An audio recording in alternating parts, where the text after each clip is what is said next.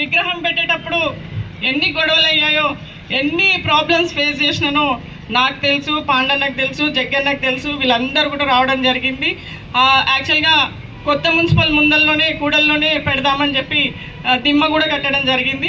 అయినా సరే కొన్ని రాజకీయ ఒత్తిడిల వల్ల అర్ధరాత్రి దిమ్మను కూడా కూలగొట్టిరు.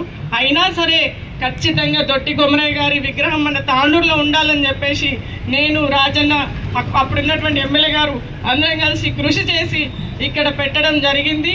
అలాగే తాండూరులో చాలా స్టాచ్యూస్ ఉన్నాయి, కానీ వాటికి స్టెప్స్ లేవు. ఎక్కడానికి చాలామందికి ఇబ్బంది ఉందని చెప్పేసి కౌన్సిల్లో తీర్మానం పాస్ చేసి ఈరోజు ఇక్కడ మెట్లు కూడా ఏర్పాటు చేసుకోవడం జరిగింది. ఇట్లా మనం అందరం కలిసి చేస్తేనే ఏదైనా సాధించగలమని చెప్పేసి మరొకసారి తెలియజేస్తూ, వారి ఆశయ సాధనకి మనం అందరం కూడా, యువత కూడా ముందుకుండాలి.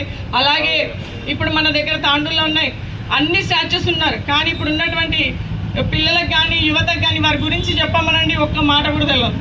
కాబట్టి రాబోయే రోజుల్లో పాఠ్య పుస్తకాలలో కూడా వీరందరి గురించి చరిత్ర వచ్చేలాగా ఉండాలని చెప్పేసి నేను కోరుకుంటూ, ఈ అవకాశం ఇచ్చిన వారందరూ కూడా పేరు పేరున ప్రత్యేక ధన్యవాదాలు తెలియజేస్తూ